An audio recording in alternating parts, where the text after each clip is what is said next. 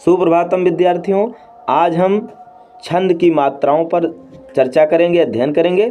सबसे पहले लघु मात्रा होती है जिसका प्रतीक ये है, निशान होता है आ, ई, उ, री और चंद्र बिंदु जो है हमेशा लघु मात्रा के अंतर्गत आते हैं। इनकी एक मात्राएं होती हैं। आ में आ जो है जैसे लिखा है कमल, कमल का अगर वर्ण विच्छेद करते हैं तो का यानी स्वर रहित का हो जाएगा, फिर आ निकल आएगा उसका, फिर इसी तरह से स्वर रहित माँ हो जाएगा, उसका आ बाहर आ जाएगा। इसी तरह से ला का आ बाहर आ जाएगा। तो हम मात्राएं केवल स्वर की लगाते हैं। देखिए यहाँ स्वर है तो इसी की मात्राएं देखो यहाँ लगा दिया, इसकी आ की यहाँ लगा दिया और आ की यहाँ लगा दिया। हम व्यंजनों की मात्राएं नहीं ढूंढते क्योंकि व्यंजन में मात्रा नहीं होती है, इसीलिए उसका स्वर, उसके स्वर पर हम उसकी मात्राएं लगाते हैं। तो इस तरह से आप लोगों को समझ में आ गया होगा कि मात्राएं किसकी लगती हैं। और ई की मात्रा का ये निशान होता है और छोटा ऊ का पहचान ये होती है और री की पहचान ये होती है और चंद्र बिंदु का ये होता है। इस तरह से केवल मात्राएं स्वरों की होती हैं। अगला है दीर्घ मात्रा, यानी जिसको गुरु कहते हैं।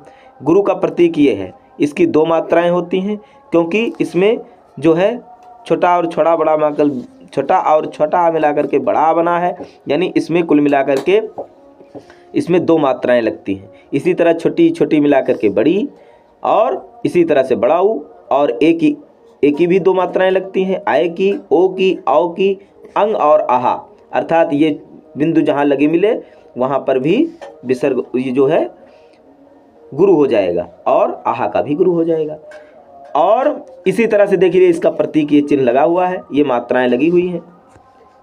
और अगला नियम, संयुक्त अक्षर के पूर्व यानी पहले वाला वर्ण दीर्घ माना जाता है।